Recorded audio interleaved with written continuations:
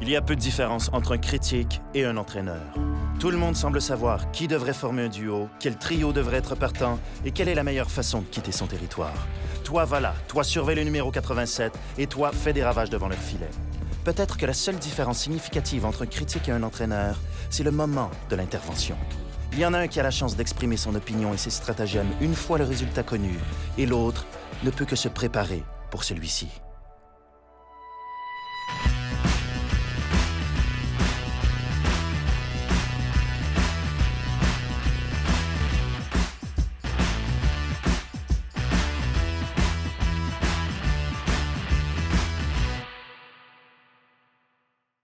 La route vers la LNH est différente pour un entraîneur. 2 trajets se croisent par hasard. Quelques heures plus tard, un téléphone sonne et s'ensuit le grand saut. La première fois que j'ai entré dans le coaching, ça faisait 1 an et demi que je travaillais pour Bell en tant qu'épiceur de câble. Je rencontre Jean-Maurice Côte, puis lui, il venait d'avoir le job comme entraîneur-chef du Titan de Laval. On s'est croisés, on a un centre d'achat. Il me dit « Hey, ça te tente-tu? » Je me cherche un adjoint pour t'occuper de mes défenseurs. Mais ça n'a pas duré longtemps parce que lui, après 10 matchs, il s'est fait congédier. Après ça, il y a eu François Lacombe que j'ai resté avec. À Noël, il s'est fait congédier. Un ami d'enfance de la famille, Claude Terrien, à Noël, qui est arrivé. Puis lui, il m'a pas gardé. L'année suivante, quand l'entraînement commence, je reçois un coup de téléphone de Bob Hartley. Il dit « C'est Bob Hartley. » Il dit « Bob, qui? » Il dit « Nouveau coach du Titan de Laval. » Le lendemain, j'ai recommencé. On est allé dans les finales de la Coupe Memorial. Puis après ça, j'ai eu une opportunité de commencer entraîneur-chef. Puis l'histoire, c'est écrit à partir de là. Le Canadien de Montréal, c'est un travail d'équipe. Hein? Donc, ça part de notre leader, Marc Bergevin, qui est entouré d'une façon formidable au niveau du management. Moi, je suis là en tant qu'entraîneur-chef. Aussi, je suis entouré par des gens extraordinaires. Puis je pense que ça paraît aussi vis-à-vis des joueurs. On est très unis, qu'on prend les décisions en équipe. C'est la seule équipe dans la Ligue nationale qui se retrouve avec 4 coachs francophones. Mais c'est 4 coachs francophones qui sont allés chercher de l'expérience ailleurs. Parler français, c'est quelque chose que j'ai jamais vécu dans le national. Mais c'est le fun, ça prouve qu'on a les ressources nécessaires, surtout au Québec, pour coacher une équipe de hockey. Puis on le prouve avec notre coaching staff. Michel a acquis au cours des 25 dernières années beaucoup d'expérience. C'est quelqu'un qui cherche toujours à s'améliorer, quelqu'un qui a un bon œil pour les tendances autour de la Ligue nationale, puis qui essaie d'avoir des systèmes qui dépassent vraiment ce que les autres clubs font. C'est beaucoup des petits détails, des petits détails, des petits détails. Chaque jour, il arrive à préparer, puis c'est important que tous ses assistants coachs soient préparés aussi. C'est peut-être le gars qui est le plus préparé de tous les entraîneurs avec qui j'ai travaillé au niveau de Ligue nationale. Une chose que je savais avant de venir, c'est que son équipe était toujours préparée pour les avoir affrontés, soit quand il était à Pittsburgh ou avec le Canadien. Maintenant, de travailler avec lui tous les jours, je vois le travail qui va en arrière de ça. Et c'est pas tout le monde qui peut coacher 700 games et plus, là. C'est un privilège de diriger la Ligue nationale. Mais pour un Québécois, un gars qui a grandi à Montréal, que j'allais voir les Mario Tremblay, les Jacques Lemaire gagner la Coupe Stanley sur la rue Sainte-Catherine, aller suivre la parade, diriger le Canadien de Montréal, c'est un honneur. Lui et Marc Bergevin, je pense qu'ils ont redonné cette fierté qu'on avait peut-être perdue là, avec le Canadien de Montréal avant l'arrivée ici à Montréal. Le travail d'un instructeur, c'est sortir le 100 % de ses joueurs. Il faut savoir comment le faire. Michel était très bon à s'adapter à la nouvelle génération de jeunes. Il faut que tu sois juste, demandant, puis clair. Et Michel, il a ces 3 qualités-là. J'aime l'enseignement, j'aime prendre un joueur, essayer de l'amener à son maximum où ce qu'il est capable de jouer. Il n'y en a pas un qui fonctionne pareil. Il y en a, il a besoin toujours de la petite tape dans le dos. Il y en a, il faut toujours que tu tapes ses doigts un peu. Le but, c'est de soutirer le maximum. J'aime les matchs au Centre Bell, l'émotion de nos partisans. Voir les joueurs être heureux après un match, c'est le fun. Michel est un meilleur entraîneur aujourd'hui qu'il l'était dans le passé. Le fait qu'il avait vécu Montréal en 2000, il est ici, ça fait 3 ans, pas très souvent d'être capable de critiquer ce qu'il va faire ou ce qu'il va dire. Les meilleurs au monde se font, comme je dis, dans n'importe quel sport professionnel. Il a appris beaucoup. Il a appris à être un meilleur communicateur. You see a battle there? Defense, take the wall in case they rim the puck, OK? Mon retour, c'est beaucoup plus armé que je l'étais à mes débuts. L'analyse des systèmes de jeu, l'approche avec les joueurs a changé. Tu sois toujours en mesure de t'adapter. You gotta attack the net more, attack the net more. That middle lane, you gotta attack the net. Connaître un peu aussi les 2 côtés de la game des médias, comment ça se joue, comment communiquer beaucoup peut-être avec les partisans. La force de caractère de nos joueurs démontre qu'on veut être considérés comme des gagnants, des winners. Mais encore une fois, il va falloir d'être à la perfection la manière qu'on se doit de jouer. Toi, comme entraîneur, tu dois travailler aussi fort que les joueurs. Peu importe la tâche qu'on te donne, essaie d'être le meilleur dans ta tâche. Most important thing, there's a gap in between the shots. So over here, when the goalie has time to receive the puck, be in a right proper position. Same thing at the other end. Il y a un certain engrenage, il y a une certaine structure qui s'est établie. Tout le monde est remplaçable. S'il y en a un qui tombe, s'il y en a un autre qui prend la relève. Et quand tu embarques dans la structure, c'est plus facile. If you're skating well, you're coming inside the dots. Good things. Keep going. D'abord et avant tout, il faut apprendre à connaître les joueurs. C'est de faire un background un petit peu sur les joueurs, de regarder non seulement où ils ont joué, pour qui ils ont joué. Après ça, c'est le côté personnel, de savoir un peu plus qu'est-ce que le joueur vit à la maison. Ensuite de ça, un coup que tu as appris à connaître le joueur, tu décèles assez vite qui a besoin de tape dans le dos et les coups dans le derrière. Mike est assez bon pour ça également. Chucky! Hey! Lars will take face off. Comme entraîneur, il ne faut jamais que tu sois trop bas, il ne faut jamais que tu sois trop haut. Il y a un temps pour puncher, puis il y a un temps pour back et off. Ça, je pense que c'est ce qui fait les bonnes qualités des entraîneurs. Team defensively, you have to skate it out.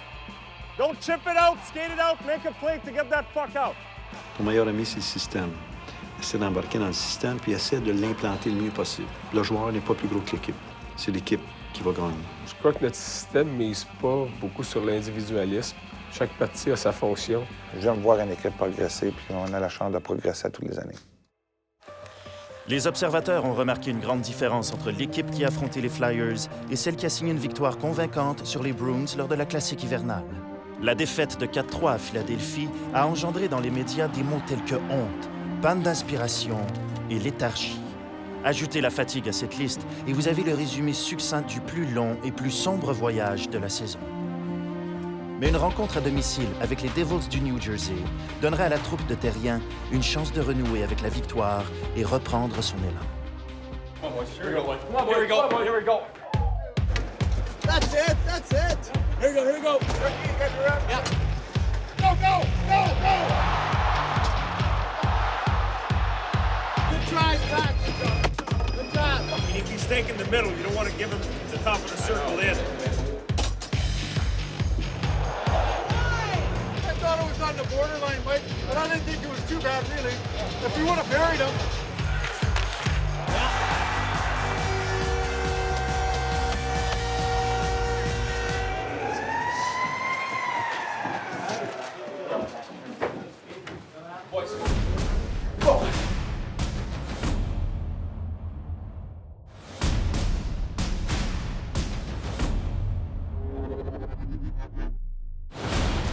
Chucky, you guys are up. I got Chucky up. Let's go. Across. See if the little center's available there. Just time yourself, centers. That should be an easy out. Yeah, I wasn't even thinking you here. I was thinking Mark. Yeah, there's too far. I'm coming down like that shoe 5-0. No, you know I never shot 5-0 in my life. Shoe 5-0. Let's do it. That's right. Okay, let's get out.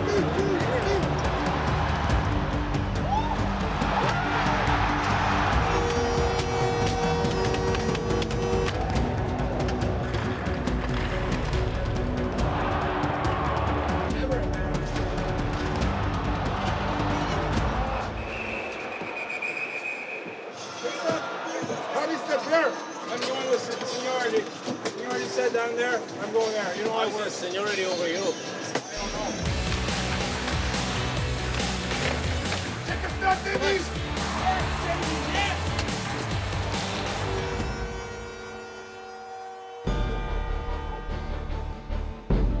Mike Condon est félicité par ses coéquipiers après une autre solide performance en tant que doublure de Carey Price. Le bonheur renaît.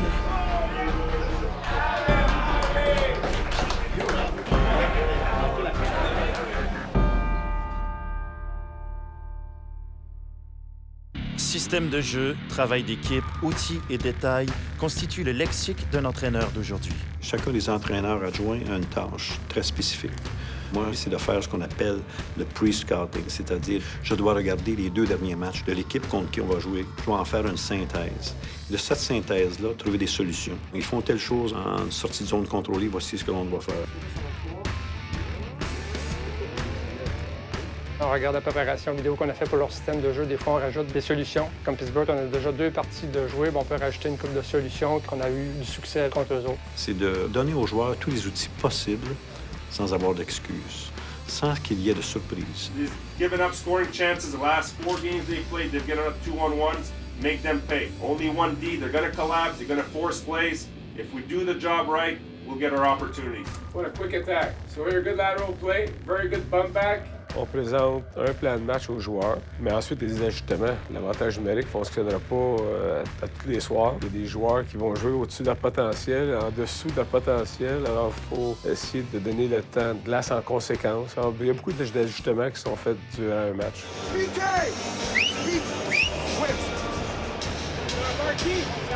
Wait, no. PK Sabang. Un match se joue sur la glace. C'est un outil de jeu de puissance, un outil de jeu en désavantage numérique, un outil de 5 contre 5. C'est de donner aux joueurs les meilleurs outils possibles, le meilleur encadrement possible pour arriver à dire « OK, parfait. Quand on va commencer, on est prêt à toutes les étapes. » Peux-tu mettre le replay de la position, s'il vous plaît, sur l'écran, qu'on peut se regarder en arrière du match? Je communique constamment avec Clément pour voir des petits détails du match. Y a-t-il quelque chose qu'on a manqué? Le côté des mises au jeu, tu joues contre certaines équipes qui ont beaucoup de jeux de préparer. Alors, il faut savoir comment on peut prendre avantage d'une faiblesse de l'autre équipe. Alors, constamment, Clément est dans mon oreille. Good control breakout, good center loop sur le dernier breakout, Mario. Good step. Cette année, il y a de quoi de nouveau, c'est le Coach Challenge, qui demande beaucoup. Il y avait John Sedgwick qui était avec nous, qui a déjà travaillé pour la Ligue nationale. Fait qu'il connaît pas mal tous les règlements. C'est difficile pour nous en arrière du banc parce qu'on voit pas tout. Alors Michel demande à l'arbitre de lui accorder quelques secondes. À chaque but, on regarde s'il y a eu un hors-jeu à la ligne bleue, puis si en avant du but, il peut y avoir une situation de Coach Challenge. Michel va prendre la décision d'aller avec le challenge, avec l'information qu'on va lui donner. It's your puck. You got your left knee. And you put it to... He's doing the break? Yeah. Stop! If we have the puck, we make the breakout on your side. Côté préparation de match, c'est de regarder les tendances de l'équipe adverse. Est-ce qu'on peut améliorer côté tactique? If that puck goes on net, it's a clear 2-on-1. That's the right play. Oh. Keep driving, keep driving. Le gros challenge pour moi, c'est d'être créatif, puis d'implanter aussi une structure qui s'adapte à ton personnel. Moi, il y a beaucoup de joueurs que je connais pour leurs attributs défensifs. Mon focus, c'est d'essayer d'analyser tous les joueurs puis les attributs qui amènent sur un avantage numérique. Le meilleur spot pour un entraîneur gardien de but, c'est de voir son gardien de but d'en haut. De voir comment il réagit, comment il lit le jeu, comment il feel la game. Et puis, c'est certain, je prends des notes et puis tu prépares ta séance vidéo pour le lendemain, puis tu prépares tes pratiques pour le lendemain à partir de ce que tu vois dans un match. Donc, c'est important d'être très attentif à la façon qu'il réagit. Every situation, I like your positioning, everything. You're in control. Especially for a two or for a back-to-back, I was kind of worried about, okay, your energy level's got to be better. And I felt better than I did the night before. Oh, for sure. And I can tell that. That's good. Very good. En même temps, pour moi, c'est important de regarder la gardien de but adverse. Et puis, prendre des notes. J'ai un livre sur chaque gardien de but, un dossier sur chaque gardien de but dans la Ligue nationale depuis les 13 dernières années. Des fois, je peux voir quelque chose sur un gardien de but, je le prends en note, puis c'est tout le temps bon pour notre prochain départ. On le joue alentour, on te regarde, il peut prendre son shot avec lui, le 11 qui y va, le 14 qui va aller là, ou s'en revenir ici si le puck va là. Toi, tu as des options, là. OK? Il reste quelques secondes. Oui, tire! Ah, il a raté une chance en or! 3-on-3 versus the Serbie. Oh, hein? You gotta win the face-off. À 5 contre 5, le système, on le connaît, on l'a enseigné, on l'a joué, et puis on sait exactement ce qu'on veut. À 3 contre 3, c'est un défi pour les entraîneurs. Alors, on a quelques règles qu'on a enseignées aux joueurs, mais c'est tout nouveau pour tout le groupe d'entraîneurs. Et voilà Subban à Fleischmann, vers Subban, à Desharnais, et le but!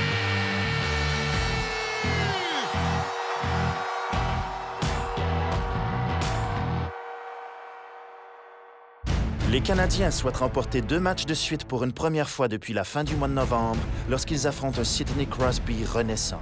Mais une bande de vilains pingouins bousillera un autre samedi soir à Montréal.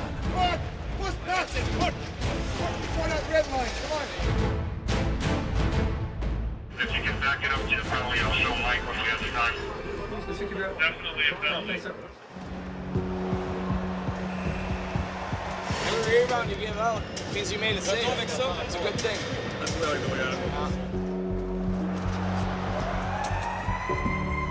Make sure our low center's there, huh? Low middle out, help your D, push it to hit, move that puck quick. Come on, boys.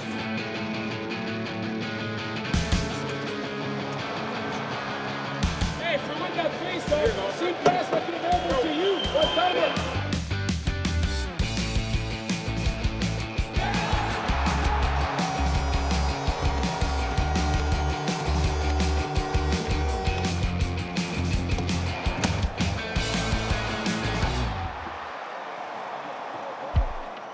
You can't challenge any goaltender interference. They're bringing it right in there, right? Do him! Come on!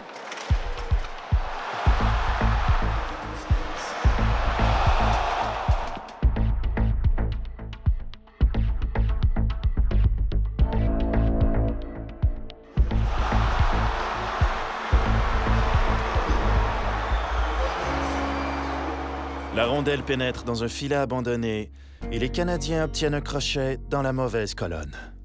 La saison en dents de scie continue.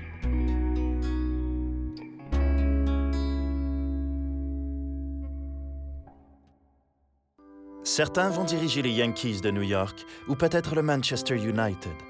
D'autres vont patrouiller les lignes de côté du Lambeau Field.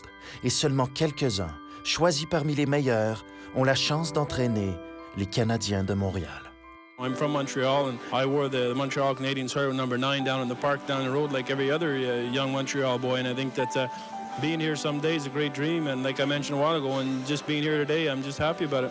C'est un grand moment de fierté pour moi. Le Canadien de Montréal, ça demeure l'équipe du Québec. C'est le temple. Puis tu dis ça, puis là, je me suis assis dans la chambre, je regardais alentour toutes les photos, puis tu vois Maurice Richard, tu regardes Jean Béliveau, Henri Richard, Cournoyer, Lafleur, tu vois tous ces grands joueurs-là. Je me suis dit, peuvent là arriver à ce niveau-là, je suis chez nous. J'ai toujours considéré que j'étais privilégié de pouvoir être l'entraîneur du Canadien. C'est d'avoir la fierté des joueurs. Tu sais, être un entraîneur, c'est le fun d'avoir tes joueurs qui sont fiers de porter le chandail du Canadien de Montréal. C'est quand les gars là, arrivent dans le vestiaire et sont contents de jouer au hockey. Tu sais, le mot « jouer au hockey », bien, c'est ça qu'il faut redonner à ces gars-là. La chose qui est le plus fun, je pense, pour un instructeur, c'est de prendre un joueur individuellement, le rendre meilleur, puis en le rendant meilleur, l'équipe va en bénéficier. Lorsque tu arrives et tu vois vraiment le travail qui a été pensé, qui a été fait sur la patinoire, se réaliser sur la patinoire, ça, c'est des choses extraordinaires. Le sommeil, pour un entraîneur, est simplement un autre endroit pour rêver de hockey. Tu te lèves dans le milieu de la nuit, pour aller à la toilette, tu penses encore. Tu penses toujours à ça. Donc, c'est non-stop. On arrive tôt le matin, on part en fin d'après-midi, on revient chez nous, on mange, on continue un peu à regarder, à se préparer. Avec notre femme, des fois, elle nous parle, bon, on est encore dans la lune. Tu demanderas à n'importe quel coach, ils vont te dire la même chose. Il y a toujours quelque chose qui te trotte dans la tête. Ton deuxième trio fonctionne, ton quatrième trio fonctionne pas. Bon, qui on change? Tu es constamment à essayer de trouver des solutions. Pourquoi l'avantage numérique fonctionne? Il ne fonctionnait pas avant. Pourquoi maintenant le désavantage numérique ne fonctionne pas? Je te dirais qu'on a un mois par année de congé, du 15 juillet au 15 août, parce qu'on ne dit pas le 1er juillet, on signe des agents libres. Les nuits sont courtes. Je me couchais des fois 2h30. J'étais au bureau à 6h30, 7h tous les matins. M. Corré passait à 7h30, 8h moins quart pour faire un petit café. Puis on jasait un peu. Puis des fois, quand on avait des mauvaises passes, bien, M. Coré était tout le temps là pour nous remonter le moral. Puis on a eu bien du plaisir, à part, bien évidemment, l'affaire de Roy, là, mais regarde, qu'est-ce que je te dis. Mais c'est des expériences de vie extraordinaires. Si c'était recommencé aujourd'hui, je refais encore le même parcours, le même chemin. L'attention médiatique est portée sur le management, sur le coaching staff, sur les joueurs. C'est la même quantité d'ouvrages dans les deux endroits. La seule différence qu'il y a, tu as beaucoup plus au niveau médiatique à faire dans un marché canadien. La majorité de l'attention est là-dessus. Tout le monde a une opinion sur le hockey, puis tout le monde pense que leur opinion, c'est la bonne. C'est passionné, c'est enthousiaste, et puis c'est plaisant. Si tu es capable de gérer ça, tu n'auras pas de problème. Et puis, il faut à tout prix que ce qui se dit à l'extérieur, ça n'affecte aucunement le fonctionnement du groupe. Puis, il faut que tu sois en mesure d'aider tes joueurs à travailler dans ce milieu-là. Parce que pour un joueur de hockey, c'est pas si simple que ça en a des fois quand tu entends toutes les choses. On ne peut pas commencer à porter attention à tout ce qui se dit et écrit. Il y a beaucoup de passion à Montréal. On prend des décisions en groupe. On est vraiment concentré là-dessus. C'est notre seule préoccupation.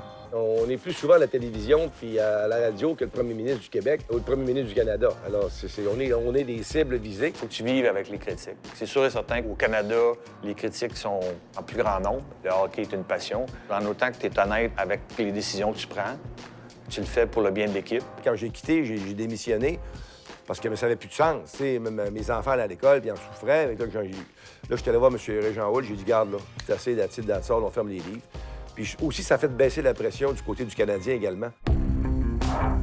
Tout dépendamment des questions qui sont posées, tout dépendamment de la situation, c'est sûr, quand on gagne, c'est toujours le fun. Quand on perd, là, tu sais, des fois, je sais, dans un point de presse, ça me serre en dedans, je viens de perdre, on n'aime pas ça. Puis les joueurs aussi, quand ils rencontrent les gens, les médias après une défaite, ça leur fait mal. On n'est pas différents, c'est dur d'arriver et de sortir les pompons, tout va bien après une défaite. T'sais, on vit les émotions, ça fait partie du travail. Il faut que je comprenne que c'est une manière de communiquer avec nos partisans. Ce sont des partisans qui ont été gâtés par victoire par-dessus victoire, Coupe Stanley par-dessus Coupe Stanley. Comme entraîneur, tu ne veux pas échouer. Alors, quand on ne sourit pas, puis on n'est pas toujours prêt à répondre à toutes les questions des journalistes, ça ne veut pas dire qu'on n'est pas un bon entraîneur. Quand tu es engagé avec le Canadien, l'entraîneur est payé pour gagner.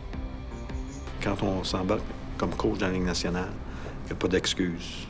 Il faut gagner. Ennemis et amis peuvent avoir beaucoup en commun. Ça prenait quelqu'un pour diriger l'équipe à Fredericton. Et puis, Régent a décidé de prendre Michel. Et puis de là, on a travaillé ensemble. Les 3 ans et demi, on a fait les réunions d'été ensemble, on a parlé du système de jeu, etc., etc. Puis quand on m'a congédié, c'est Michel qui m'a remplacé. Puis le lendemain, il m'avait appelé puis il m'avait dit « Alain, parle-moi, là, t'es le seul qui peut me comprendre un peu, etc. » Bien, je pense qu'il voulait plus faire sûr là, que j'étais pas choqué après lui, etc. Là, je comprenais ça. C'était difficile à vivre et à passer à travers. Là. Mais je comprenais la situation. C'est lui qui m'a remplacé. Puis il souhaitait la meilleure des chances. Et puis, depuis ce temps-là, depuis le temps où il a été engagé, on a toujours été en communication. Tout le temps. Toutes les fois qu'il y a quelque chose qui se passe dans le hockey, où moi, j'entends parler de quelque chose, ou lui entend parler de quelque chose, on s'échange des courriels ou on s'appelle. Hier, on a gagné. Il m'a texté après la game en me disant, je dirais pas le premier mot parce que c'est pas un bon mot, mais il dit, vous perdez jamais. Est-il un tacticien? A-t-il la cote auprès de ses joueurs? Le seul endroit pour le savoir est derrière le banc. On ne sait jamais quel genre d'entraîneur on est aussi longtemps qu'on est derrière le banc. Quand c'est fini, les témoignages des joueurs, Danfus, Carbonneau, Muller, Keane, Patrick Roy, les témoignages qu'ils ont dit à mon endroit, que derrière le banc, lors des matchs, j'étais réveillé, pas trop plaqué de nerfs, des fois oui, mais dans l'ensemble, c'est des compliments des joueurs. Un player's coach qui se dit souvent très humain, rassembleur.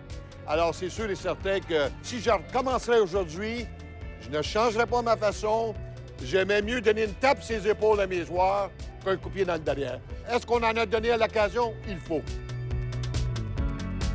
Confusion sur la personne? Jacques m'avait dit, maudit, sais-tu quoi, j'aimerais ça finir ma carrière de coach à Montréal. Peut-être de gagner une Coupe Stanley. Alors, Jacques m'appelle et il dit, prépare-toi, mon Mario, je pense qu'on va aller diriger le club canadien, tu vas venir avec moi. J'étais pas sérieux. Fait que là, moi, je partais à la pêche, puis j'avais acheté 2 bouteilles de champagne. Le lendemain, quand on est arrivé dans le bois, là, il arrive le surintendant de la pourvoirie, puis il dit le nouvel entraîneur du Canadien a été nommé. Je dis Jacques Lemaire? Il dit non, il dit Jacques Martin. Fait que là, on a bu le champagne pareil, mais t'aurais dû me voir la face quand il est rentré dans le camp, puis il nous a dit c'est Jacques Martin. J'étais pas sérieux. Là, j'ai appelé Jacques. Il dit je comprends pas. Il dit Bob Gagné est venu chez nous. Alors, on a jasé pendant 2 heures de temps. Là, il m'a dit qu'il était pour me reparler. Fait après que tu allais voir Jacques, tu allais voir Jacques Martin, lui, à Ottawa. C'est son deuxième plan A, plan B, j'imagine. Puis c'est là qu'il a décidé d'engager Jacques Martin. Fait que c'est un peu l'histoire qu'on devait revenir à Montréal, mais qu'on n'est pas revenu à Montréal. Avec du recul, le travail d'entraîneur est beaucoup plus facile. Il y a des choses que, aujourd'hui, que tu sais que tu aimerais ça faire différemment. Tu sais, je veux dire, je me rappelle, peut-être ma première année, on avait un gars comme Craig Rivet qui a été énormément respecté dans le vestiaire, qui connaissait une passe extrêmement difficile au niveau de son jeu sur la patinoire. Puis je lui avais fait passer un match dans les estrades. Je l'aurais fait peut-être différemment, peut-être l'approche aurait été différente, mais le résultat aurait été le même. La stabilité et le métier d'entraîneur vont de pair, mais seulement sur papier. C'est extrêmement difficile. On est supposé être des hommes, no crying. On ne pleure pas au hockey, on ne pleure pas au baseball, comme on dit, là. On avait gagné une Coupe Stanley. On a pu peut-être être un petit peu plus patient. C'est pas moi qui prends ces décisions-là, mais c'est ça la vie. On dit qu'on est engagé pour être congédié. J'aime pas cette phrase-là qui se dit souvent, mais ça fait partie de la vie. C'est un peu humiliant quand t'es Québécois, tu te promènes, pendant 2 semaines, j'ai pas sorti, je restais chez moi.